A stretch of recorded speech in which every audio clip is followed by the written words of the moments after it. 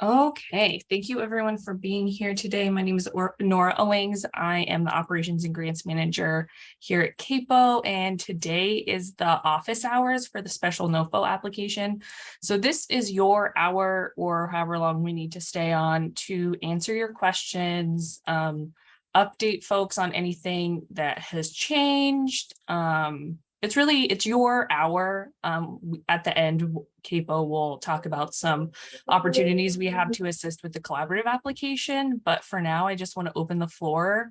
Oh, David and Brooke, can you actually introduce yourselves too, just so folks know who they're talking to when they email the ROC email? Hi, I'm Brooke Matthews. I am the ROC Program Manager. Hi everyone, David Mulick. I am the ROC HMIS, Homeless Management Information Systems Lead. Awesome, thank you. Okay, I'm gonna have you put your little hand up in Zoom, and then I'll call on you just to make it a little bit easier.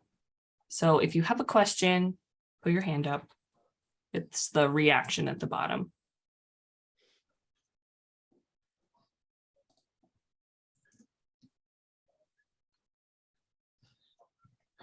Or you can private message me your question and I can read it and we can talk about it. Okay, hi Beth. Hi, I think this question is going to come at you out of left field. Oh gosh. But throw you a little bit of a curveball. You may or may not be able to respond, and that's okay. I'm Corey Rotolo, who's also on this meeting. Our finance director she and I spent probably the last half an hour before this meeting or so. We have a problem with sam.gov. And if we don't resolve it before next Tuesday, we're probably not going to be able to submit. And I can't tell you, all we know is that we are recognized in sam.gov. We have a UEI number, but when we go to it, they're not connecting. And actually it's weird. This morning they pulled up our organization with an address for the county roads department on Hunter Creek. Oh my gosh. So we're not able to even right now today, as we sit, we're not able to submit or even do e-snaps or any of that. Tim Hoon with the tribe, who's part of the North by Northwest Tech training, is helping to work on this with us also. So he's investigating what's going on, but we've had a sam.gov account since 2019. There have been some changes along the way, and we didn't necessarily keep up with those changes at the pace that they occurred. And so now we're scrambling and really struggling. If anybody has any feedback for us, we would love to hear it. I also have personal experience with SAM recently, and it was not great. CAPO also had a similar issue where I went in this year to renew our SAM, and all I needed to do was to update our address, and it kind of sounds like you might need to do something similar. And it took 3 months to resolve. They would go in and change something, but then fix it, but then they would change something else. And I called and chatted every single day and sent a message to their email at least once a week, and it just took time. Corey's been communicating with them for months. The grant training started how many months ago? She's asking you what's the phone number, because we can't find a direct number to even call them. Okay, I will send you the phone number. And also I had a lot of luck with logging into SAM and doing the chat feature. Okay. Gosh. So the interesting part, this is Corey Rotolo. Hi, everybody. Hi, Corey.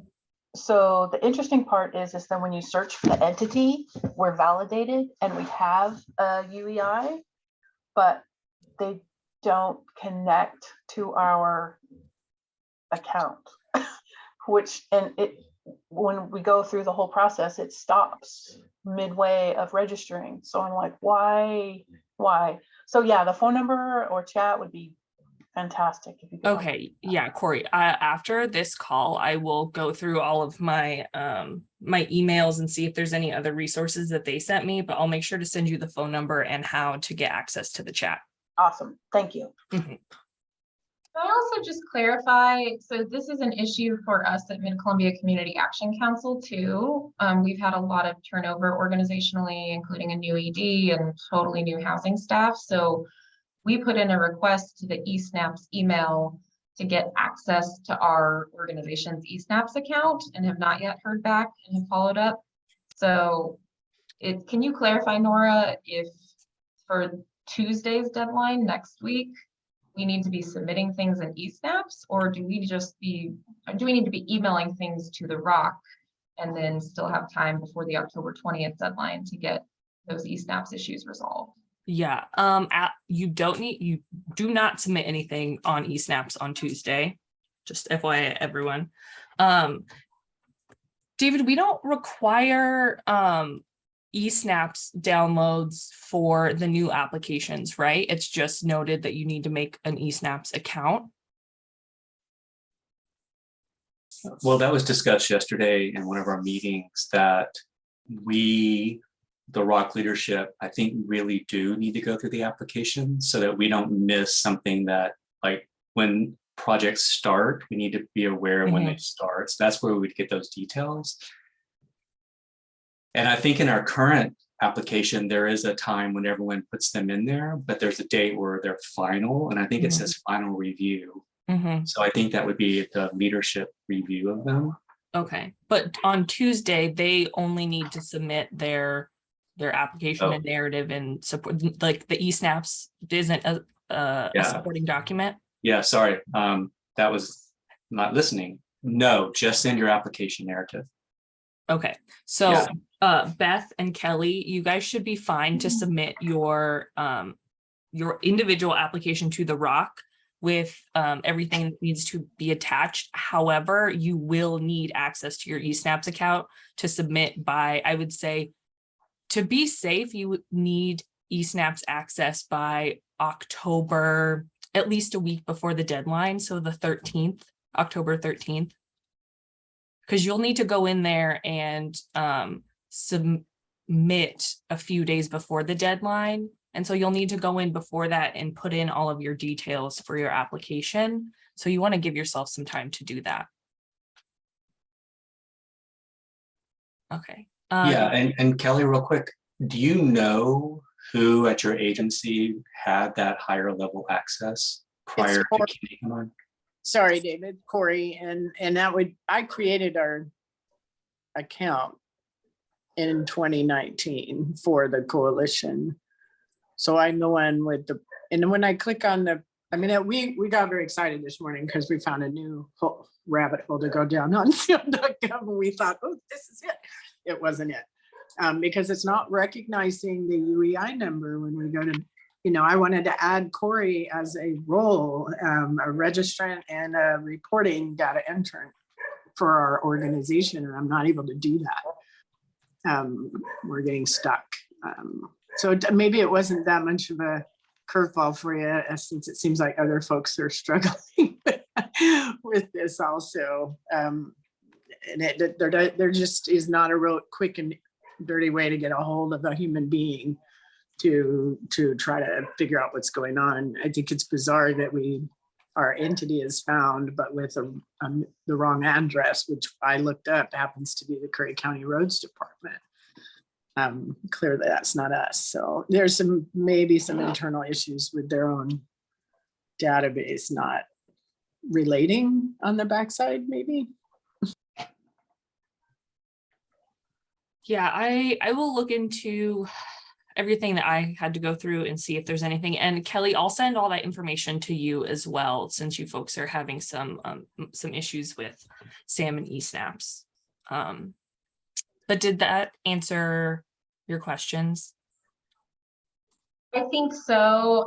One of the things I was going to ask even before this conversation started on today's office hours was just if there is anything in eSnaps that is not listed anywhere else in terms of requirements that you all are expecting us to turn in by next Tuesday, can you make sure that you're clarifying like what those requirements are in case we don't get our issues resolved in time for next Tuesday's deadline?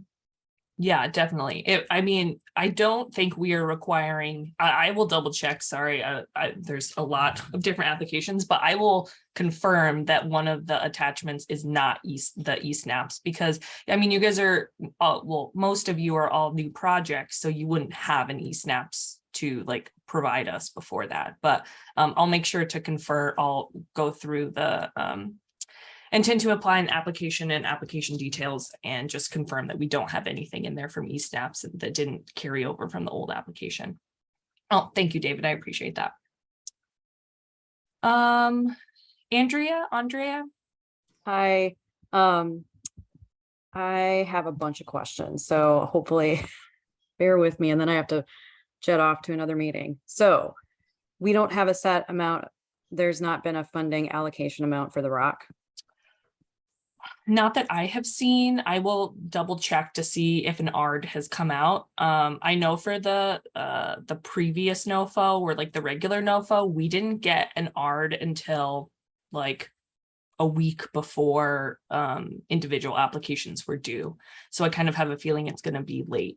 So ARD means oh, sorry, how much money is for our rock. yeah, right? and if I'm being honest, I can't even remember off the top of my head what ARD stands for, but at least for the regular NOFO, every year HUD announces how much is allocated, well, generally allocated for each COC in the country. And so they send out that just like one big spreadsheet, and then we copy that and base what we are requesting off of that. And I haven't seen one for the special NOFO yet. And it looks like Kelly has her hand raised, so she might have an answer or a question, but oh, never mind. Well, that was from earlier, but I do want to clarify, in the NOFO appendix, it did list the amounts. So are we talking about a separate number?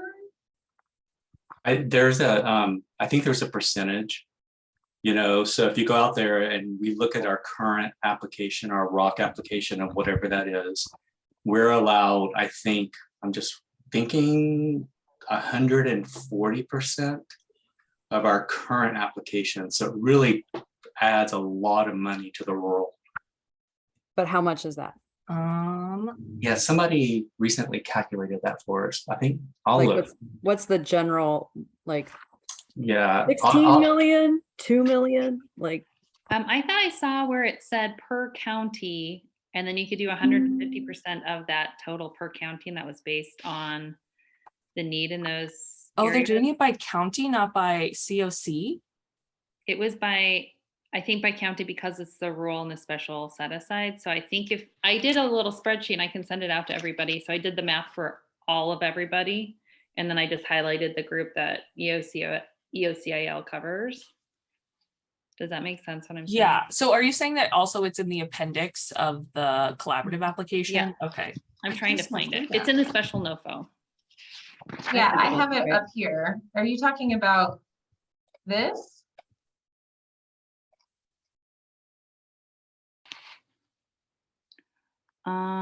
No.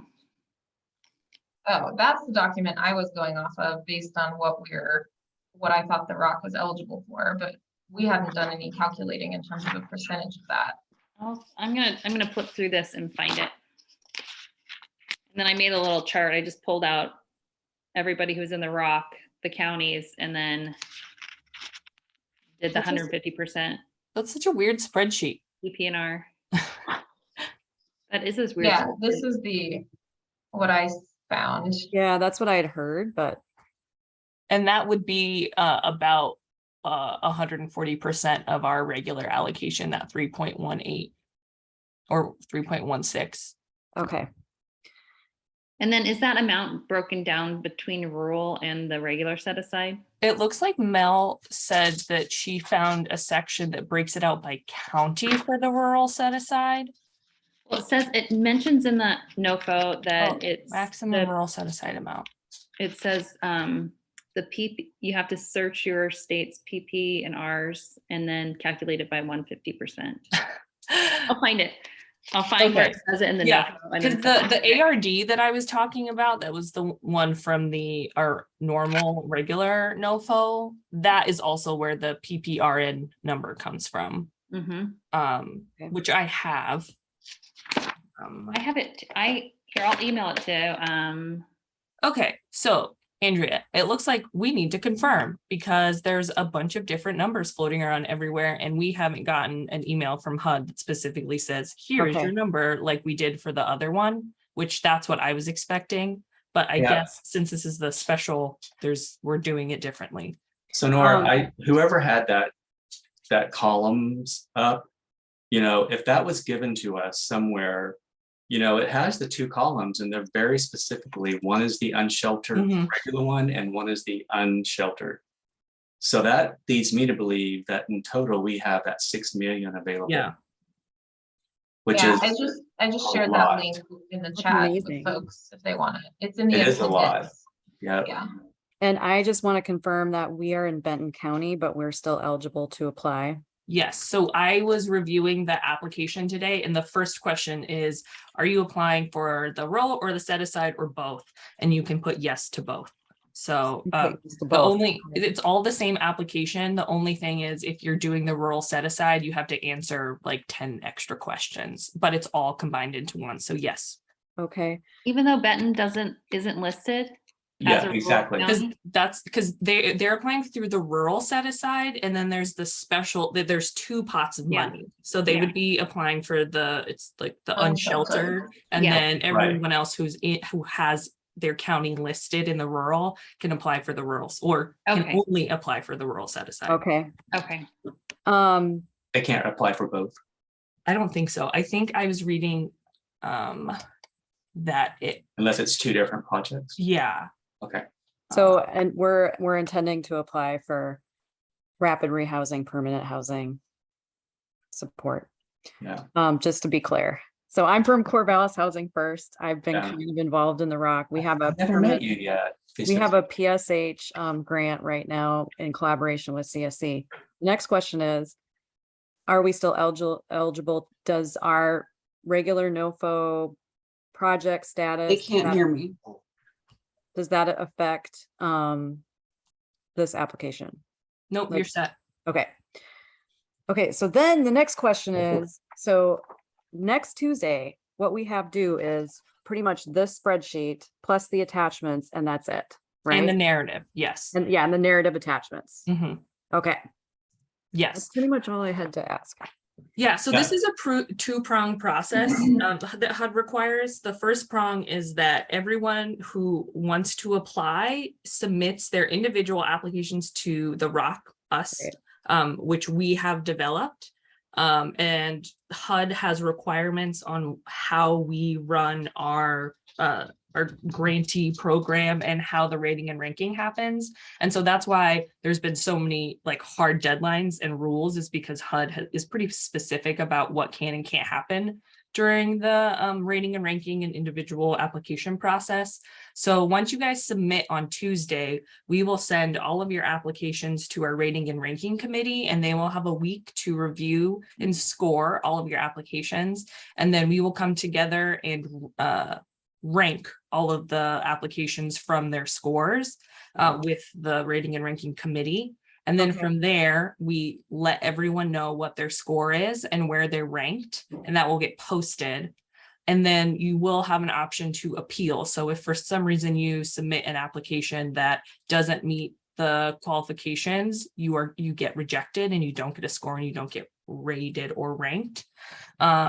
Or if you think your score was too low and you want to be put up higher, then you can submit an appeal as well. And then after you submit, if you decide to submit an appeal, we'll have the rating and ranking committee come back to review your application with your appeal and reassess if we are gonna keep you where you're at, add you or add points to your score and have to move you up the ranking process, or if something crazy happens, reject you, but that probably won't happen. Okay, And then from there, once we have the official ranking list, our board approves it, and then we use that ranking list to rank your applications in eSnaps. So that is when you go into eSnaps after we have told you that your project is rated and ranked, so you will be in the collaborative application. We'll send out an email that says, hey, get into eSnaps, put your project in there, but don't submit it. We just want to make sure that you have access to eSnaps and you can put all of the information in and you don't have any questions. And then from there, you will review it. And I think we will review it. I think we'll have access to it. I need to double check. But then a couple days before October 20th, when the final deadline is, we will send an email out to everyone who's on the ranking list and say, okay, everyone, it's time to submit your application in eSnaps. And once you do that, you'll submit it and it will get attached to our collaborative application in eSnaps. And then we get to go in and review your application in eSnaps and individually rank it within there. So that's why HUD requires this, is because we have a bunch of applications under one umbrella in eSnaps and we need to rank them and send them to HUD through Okay. their system. Sorry, Okay. that was just No, figured it would that's be- perfect. Thank you. I appreciate that. And then one last question before I go, is in the narrative, are we shooting for, I know there's no word limit, but are we shooting for like a paragraph per question? Just trying to do our best to answer all of the aspects of the question. Mhm. Yep, Right. just make sure to answer all of the questions and make sure that, a big tip that I would give that we have found in the rating and ranking is that some of our rating and ranking committee members have no idea what these projects are or who you are or what work you do. Right. So you have to be very specific with what you're saying. You can't just be like, here is the PSH project that I'm doing, and then use all of these acronyms, because they're going to be like, I don't understand. Yeah. What does this even mean? So just make sure that you are being explicit and clear in answering exactly what the question is asking. And if you have any questions on, wait, what does this question actually mean? You can always send us an email at therock@caporegon.org email. Can I actually say, so I want to back up and I'll just also introduce myself. I'm Kelly. I'm the director of the Office of Housing Stabilization at Mid-Columbia Community Action Council. We work with Hood River, Wasco, and Sherman counties and are the lead homeless services provider here. We are highly invested in helping the ROC get funding through this supplemental NOFO, and also aware of the capacity constraints that we have. And since at this point, it looks, and ROC staff, you can correct me if I'm wrong, it looks like we're going to need to pull together a work group and work with ROC staff to complete the collaborative application. My recommendation would be that we cap each project's narrative at 5 pages. Our partners on the Washington side who are applying for this, Commerce is who helps organize their Balances State COC, and they set that page limit. I think that feels reasonable and also makes our lives easier as we do the work to compile the collaborative application. So if everyone's good with that, my approach to this whole thing is we should all be transparent, collaborative, and ultimately work together to get a lot of money to our regions. For sure. So. And I was going to offer any help. I don't know. I mean, because we're submitting application, I know that things are going to be ranked, but I've done the RHY federal grants by myself several times. So if there's if I have to do anything to help with getting the whole thing in, I'm a little bit troubled that we don't have more interest in people applying. That's one thing I would say, but if you guys need any help, let me know. I'm happy to. I would just say that thank you. We really appreciate that. And we will definitely be reaching out to everyone. It's not going to be a requirement to be on the work group, but we are going to highly suggest it because CAPO staff is, well, we're busy. There's a lot going on. However, Brooke, our program manager, started 2 weeks ago, and she's really jumping on board and learning a lot. So we do have now, for this project, we have 1 full-time staff member dedicated to it, unlike 2 weeks ago. However, I guess that segues into the work group that we've been discussing. So I am proposing that if you are putting in an application on Tuesday, it is highly suggested that you participate in our work group. We can't force you to be there because I don't want to sit in a meeting with a bunch of people who don't want to be there. But this will be a way to work together and to collaborate and discuss what you guys are doing and how we can make the ROC application stronger and also work through some of the required attachments that the ROC doesn't have. So I made up a little schedule to meet once a week, starting next week on, well, Wednesday, but we can see what works for everyone, for an hour and a half to review the questions that were answered and how to integrate them into the collaborative application. So I will be sending an email about that soon, but just FYI, we will have a work group that will be working on the larger application as well. Nora, did you get any like you requested people submit kind of like a brief over? I know I sent one in. I was wondering if anyone else sent one in. Or... Yeah, I got a few and they're all in a spreadsheet. So I was going to send them after this meeting to everyone. Okay. I just wanted to give everyone time to submit if they, the work group is not scheduled yet. So I'll send a doodle poll, but it will be like a quick doodle poll turnaround. Like you'll have the rest of today and Monday, and then I'll try and get it scheduled for mid next week to start going after the 20th. And I just want to acknowledge that Amber has her hand up. Thank you. Andrea hopped off, so I'll reach out to her, but this is my first time applying for this. And to be honest, my capacity, it sounds like everyone else's, is pretty low. And I can't even start on this until Sunday. But I've done housing stuff before. So I understand that it is competitive, but I think that there's a way to be collaboratively competitive. So if there is anyone who wants to, I don't know if this is the right place. I'm interested to hear what people are going for. We're all in different areas doing different things. I am with an agency that supports domestic violence, sexual assault, and human trafficking survivors. So, you know, my thing is going to be different than your thing, but we all need help with housing. So if there's a more appropriate place to hear more about that, that is great. Just direct me, but just curious. No, this is great. And that actually ties into the document that I'm going to send out afterwards. I sent folks a request to put in their details, their budget, and just like a brief overview of what their project is going to be, so everyone can see what they're doing. And I also see this as a really great opportunity for those like work group meetings as well.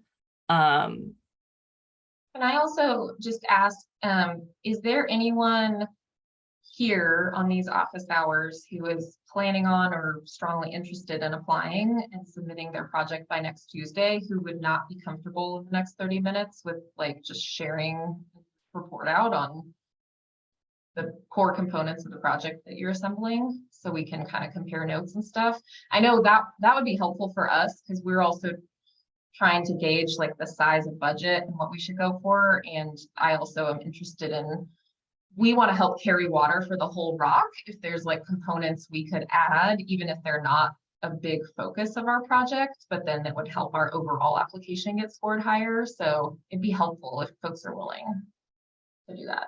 Is anyone not comfortable with that? It doesn't look like it. I do just want to take one moment to say, are there any other specific questions about the application or the application process or NOFO before we kind of hop into reviewing everyone's applications or projects? Hi, Kimitha, I see your hand raised. Good morning. I guess I have 3 questions. So the first one is about administrative costs. I know sometimes it's capped at a certain percentage of the overall budget. Is that true for this? I think I saw 10% somewhere, but I would need to look into that. So I also saw 10%, and I wasn't sure if every organization could have 10% or if the ROC would have a portion of that and then ours would be smaller. No, the ROC doesn't get like, we might be applying for like a separate project within this. We haven't decided yet. But no, we don't get like a portion of your admin percentage. I know that when Heather, our HUD grant admin, emails us, let me go look for that email because she asked about our admin allocation in that email, and I'm assuming it's going to be similar because it's both the NOFOs. But off the top of my head, I would assume it's 10%. That's what most of them are. And I think that's what I thought it was as well. So we're probably right. So I wanna, did anybody else come across duplicate questions in our application? Because I'm applying for the joint transitional and permanent housing. And questions like 3 and 5 are the same. How do we deal with that? Like exactly the same? It appears to be.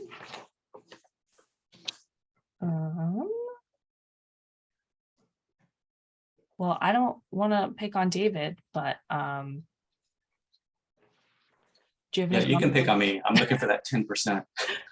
You know, I'm pretty sure the UFAs or the government has that information. So the whole government, it's not going to be this NOFO, it's going to be the government has a an amount.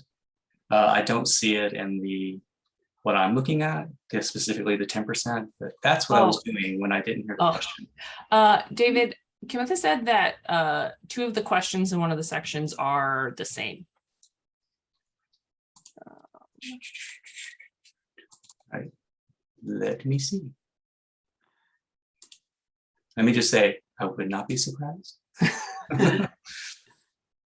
So it's in the project specific questions for joint transitional and permanent housing. Okay. Questions. Well, the numbering is 1, 2, 4, 5, 6, and questions 4 and 6 appear to be the same.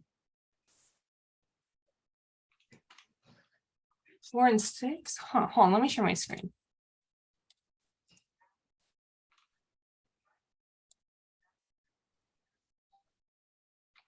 So this one, proposals for joint TH and PH-RRH. Yep, that's it. Because I had, okay, so if any program participants are assisted, yeah, to a manner. Sure, permanent. Yep, it looks like. So David, I wonder if we just copied the wrong question in there because it's 1, 2, 4, 5, 6. Can you put your cursor on the 2 you're? Yeah, so it's number 4 and then Yep. number 6. Okay, I'll look into that and we can send out an official notice Okay. that says, you know, that question officially does not have to be answered. Yeah. I'll just go back and see where that came from. Okay. Thank you, Kimitha. I really appreciate that. Yeah. All right, I wasn't sure if there was going to be a replacement question so that the points could be distributed. It's 25 points, 5 questions makes sense, but Mhm. Yeah, I think at this point, rather than changing adding a question last minute, because I don't think that would be very fair. I think we would have to give percentage points with the 4, you know, out of the 25. So we don't necessarily need the 5 questions. Yeah, it looks like one of the other ones is just 4 too. So we can just base this one for point wise, similar to the other section. It's 4 questions of 25 points. very good. So Thank you for yeah, that. you will not get a new question 2 days before it's due. We promise. But you will get you don't have to answer this question. You know, Very good. thank you So- for, thank you. Yeah. So my last question, it might be the last one. All the supportive services that are listed in CFR 578, are those eligible costs for me when I'm applying for transitional housing, permanent housing, rapid rehousing, joint project? I mean, there's like a ton of them. It's like a dentist is in here, you know, like. There's a ton David, of do them. you have the answer to that question? Oh my It God. appears. It appears to be true. So I think that I wanted a confirmation on page 21 of the NOFO. Let's go there. I'm going to go there. It's on 22 PDF numbers. They're always a little bit off. So it says, like I'm reading directly from page 21 in the NOFO for rural set aside, which is me. Eligible activities are those identified in the COC program regulations at 24 CFR 578.37 through 63, and those listed below in paragraph B when they are part of support services only, permanent housing, or joint. So yeah, it seems. Do you mind sharing your screen? Is that possible? Well, Yeah. I know how to do that. Let's see if it's possible. I'll lower my hand. Okay, because my Here. I have the supplemental, the shorter one, and then I have the longer one. And I'm looking, just trying to watch with you. All right. So page 22, so I'm almost there. Eligible cost. The special NOFO. Unsheltered set aside. And the rural set aside. And can you ask your question? Was it, I heard dental? Is that my? There is like literally like so many support services in the CFR. And I think one of them is like dental. Yeah, education. So there's some like things that surprised me a little bit, but I'm like, I could see how that would be helpful. Yeah, I mean, this rural one, honestly, is so unusual because it even allows construction costs. And that is so not what HUD does. But I am looking eligible cost. There's some water, sanitation, sewage. I also just sent in, so on the HUD Exchange, it's kind of their resource website. They have a whole section on COC eligible activities, and I just sent the link that reviews supportive services, and it breaks out and links to the 578.53. Perfect.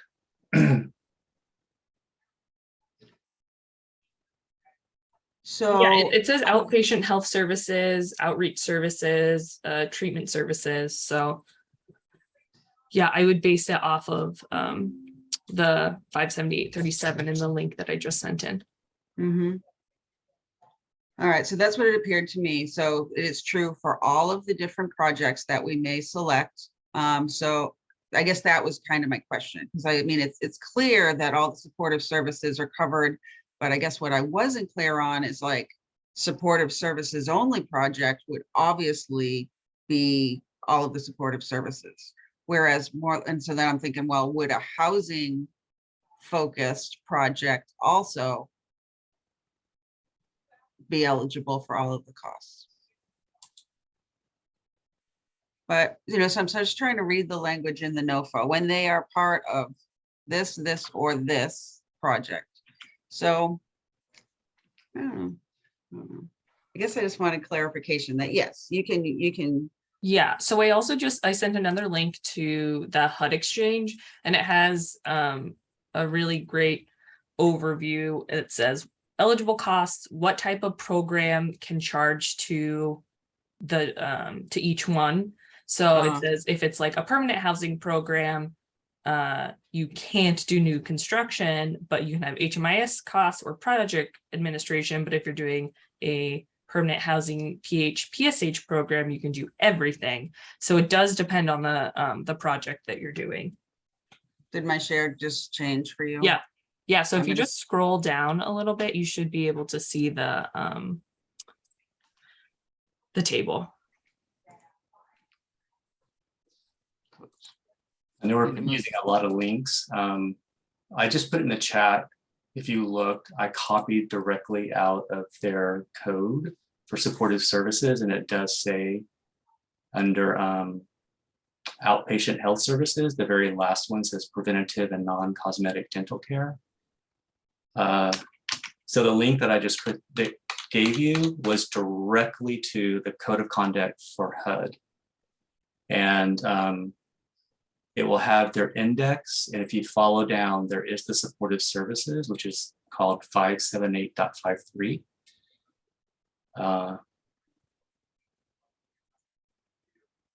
which are allowable costs. So just want to throw it out there for more specifics information. Kimitha, do you have any other questions? I just want to note that Amber has her hand up. Nope, those are my questions. Thank you. Yes, I will make sure that all of the resources that we sent out today will get sent out to all of the folks who submitted an intent to apply, along with, we're recording this, so I'll send the recording again as well, so you can review it if you want, plus all the links and attachments. Wonderful. Was that your question? Do you have another one? No. I had another one. And I'm also reaching out to other domestic violence programs, but there are, some pieces with the entry system that I'm a little concerned about with confidentiality. And this is my, first time here. So, I'm going to hear from their perspective, but is there any advice or things you've learned when it comes to where this crosses with domestic violence survivors? Have you talked to Hillary Levine at all at OCADSVA? Yes, she's out until Monday. Okay.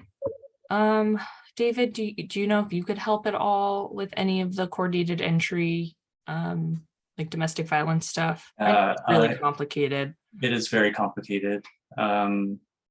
Yeah, so after this meeting, if you want to set aside some time, maybe we can just talk.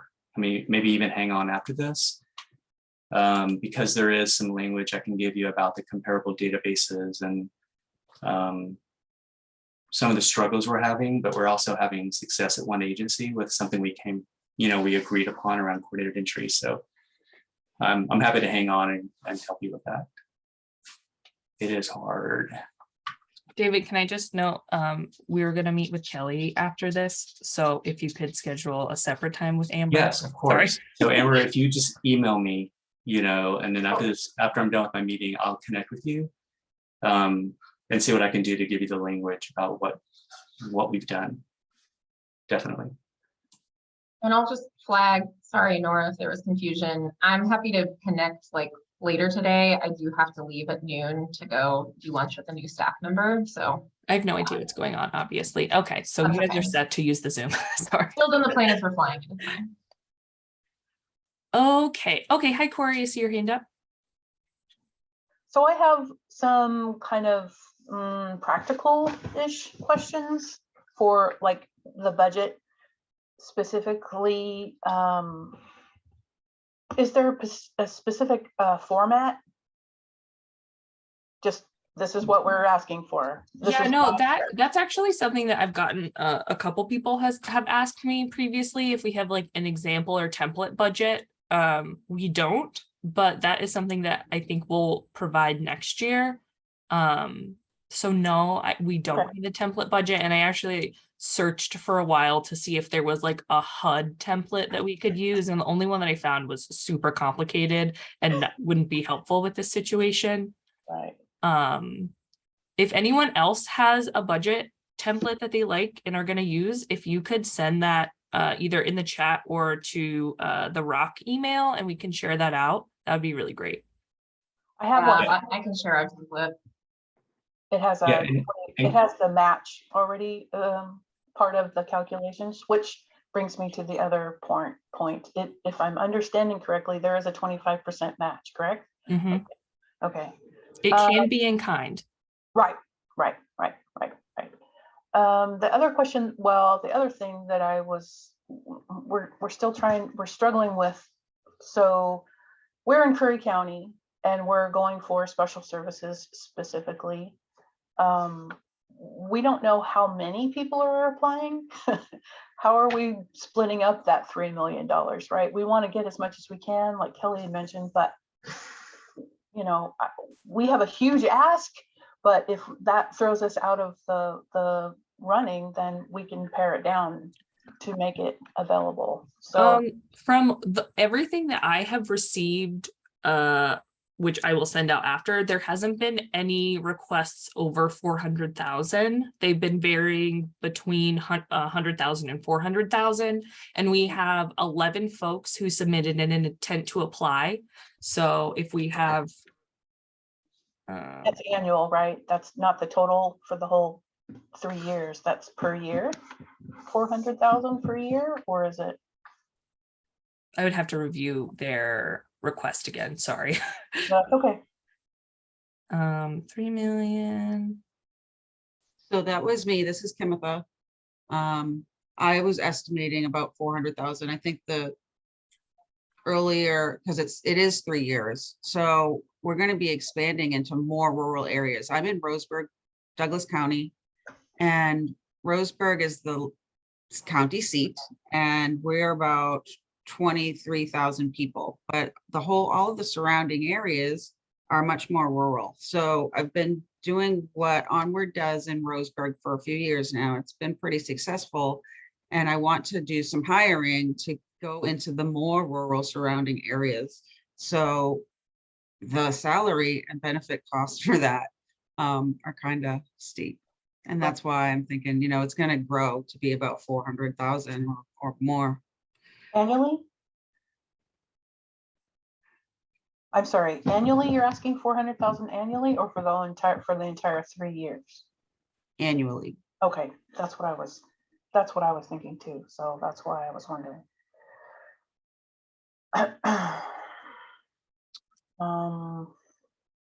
David, if I'm right, we can adjust budgets, right? So when we get everyone's application on Tuesday and we get it in the spreadsheet and break down how much everyone has requested, if we have a bunch of extra funds left over, because didn't we do that last year with the individual or with the regular rock NOFO, because we had some extra money over, so we sent out like, hey, does anyone need to update their budget? Yes, I mean, I think we could take our total amount and, because I think that it is, we can say this project gets this amount, this project gets this amount. So I think that we would definitely have leeway to make sure we're getting as much money as we can. And I think Kelly, that like leads into the like, after they submit after you guys submit individual applications on Tuesday, can we like go in and update the work that we're doing to make a better application? And that's well, and is it actually to our advantage to submit?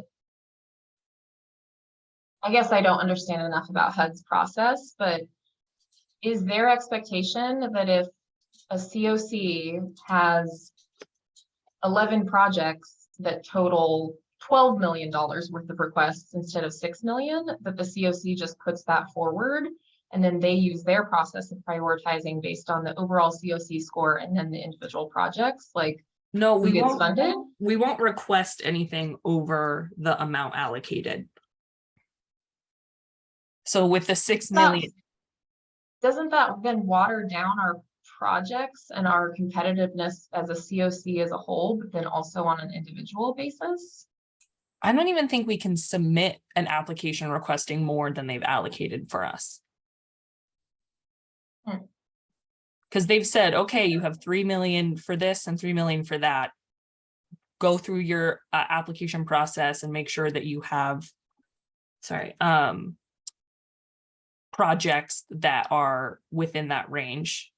Because looking back at least the regular NOFOs, we've never submitted more than, but also the regular NOFO, there's like a tier system. So they give you, here is 1.6 million that you are not guaranteed, but is already allocated to your COC.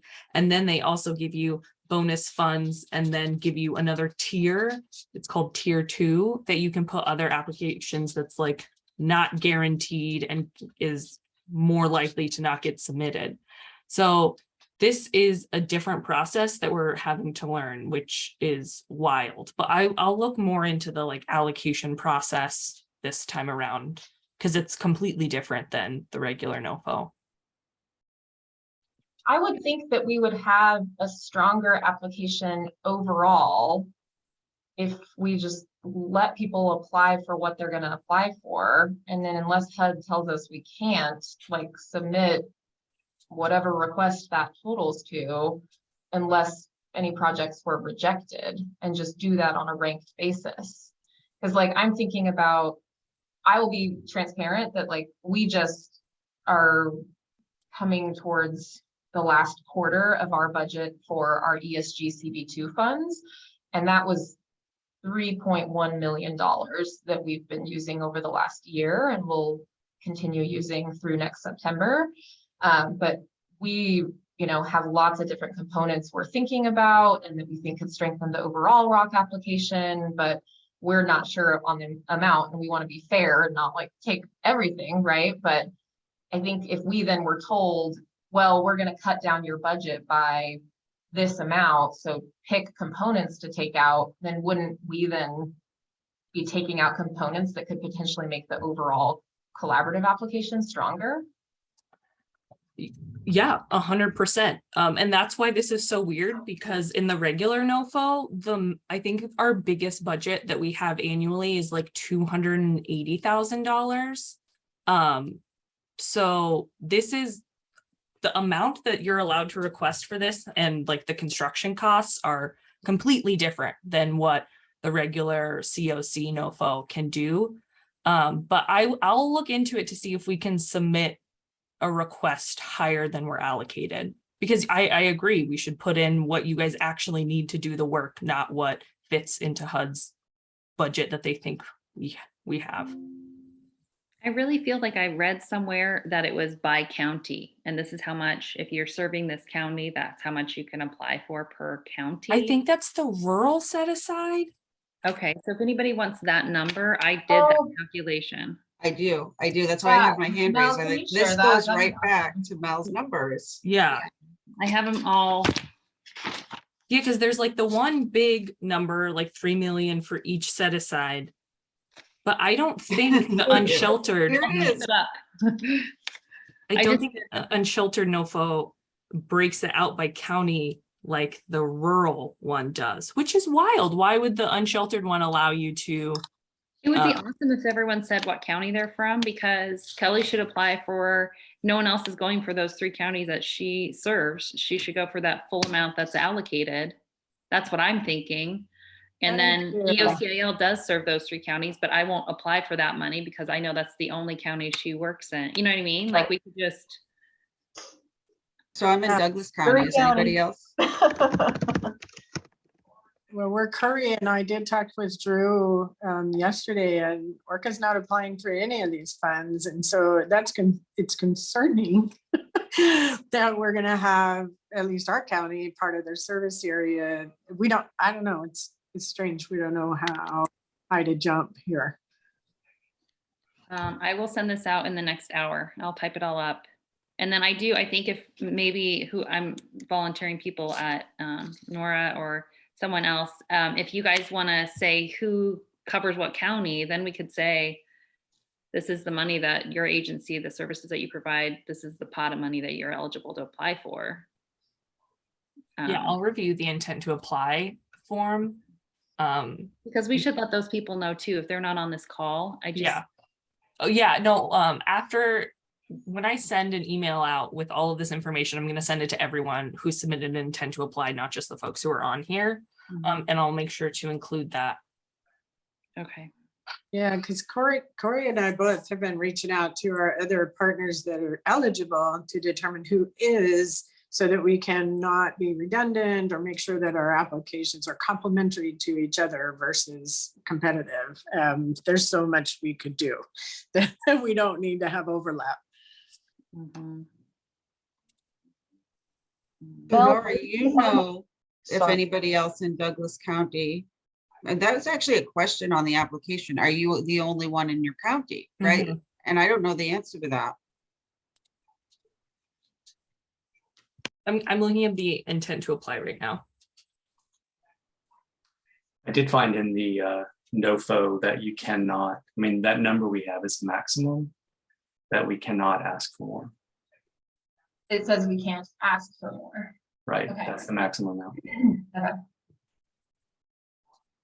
Yeah, I think that just underlines for me that we all need to be just super transparent and collaborative so we can come up with the strongest application overall. Because like half of our scoring for individual projects at the HUD level will be based on our overall, score. So maybe it's helpful to come up with a little more of a detailed template for folks to share via email, what kind of projects they're considering in terms of counties you serve, where the project's going to take place, how much money, what component, etc. I'd be happy to send that by the end of the day today.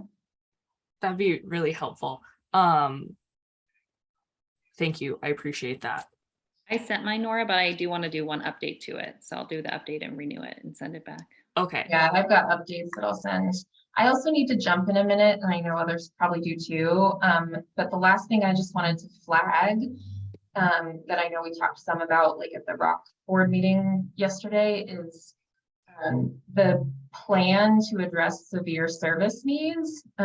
This is a thing that I'm worried about since we don't have one, and our project applications and overall are supposed to be talking about how we are meeting the goals outlined there. So I was just going to say I would be happy to volunteer to help like get going on drafting something like that. I think we also personally, like at our agency, just finished our regional strategic plan for our whole region when it comes to addressing houselessness, and it includes a lot of components that overlap. So to the extent that others have regional plans, and we could then frame whatever we draft as like being responsive to XYZ organization's needs and like this many partners within the larger continuum, I think we should just build on what already exists and try and like compile that together as much as possible. So I don't know if other folks have active strategic plans or even regional strategic plans.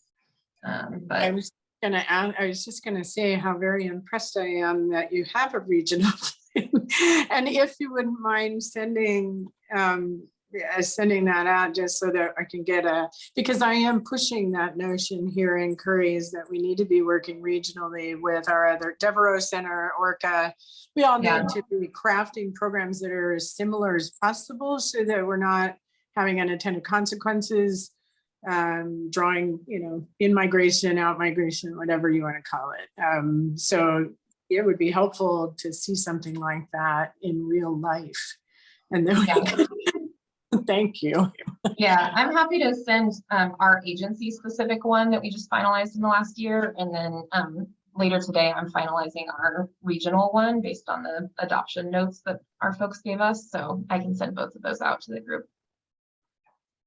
And I got to jump, but I'm super happy to follow up with ROC staff and others this afternoon and then be in touch a lot over the next 4 days and month. Thank you, Thanks, Kelly. folks. Bye. Bye. I just want to let you know that I am going to send an email with all these resources, but it probably won't be till later today. It takes a while for the video to upload to YouTube. And since it sounds like a lot of folks are going to be sending me things, it might just take a minute. So I just want to let you know if you don't see it right after this, I will be doing it.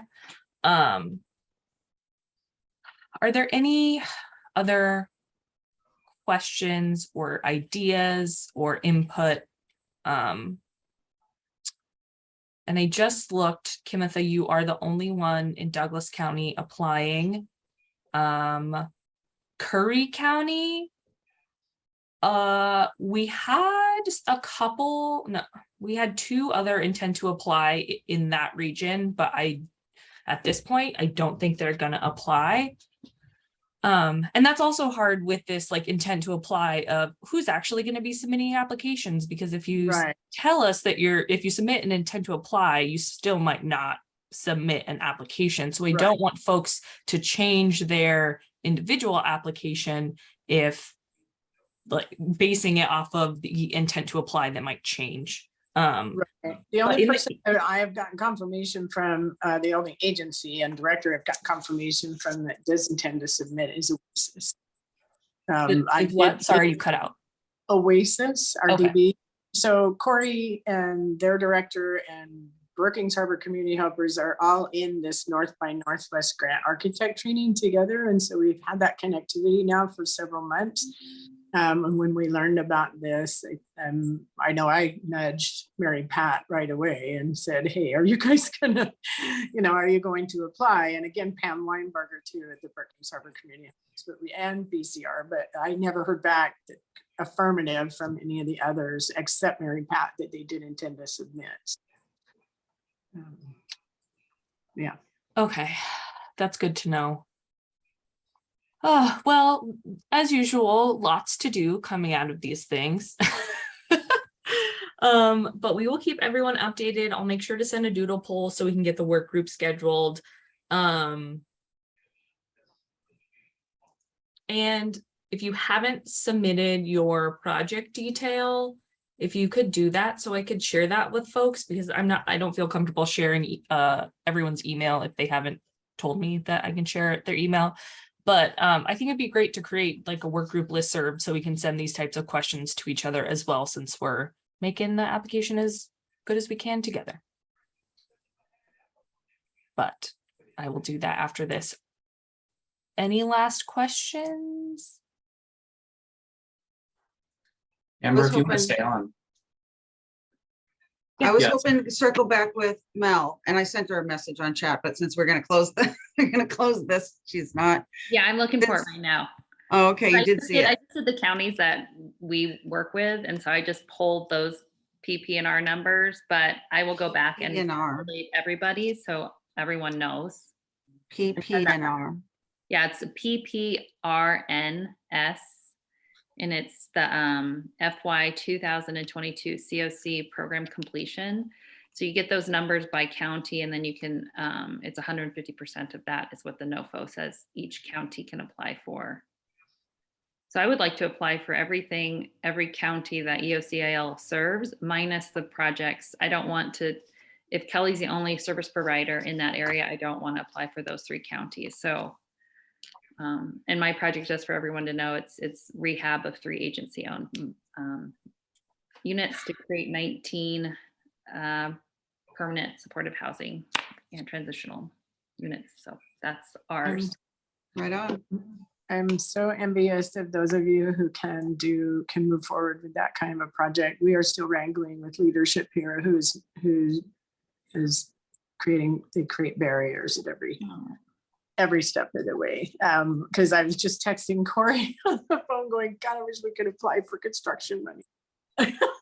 If we were deep enough as an organization to apply for construction money, even 3 years out, we understand that July 1, 2023 is going to trigger some changes in the state of Oregon with the passing of House Bill 3115, but we have to be realistic about where we work.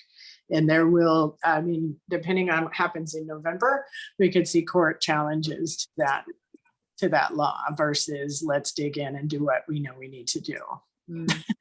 And so it's hard to plan for 3 years out in this culture. I agree. Yeah. Okay, well, actually, David, I will make, I'm gonna stop recording.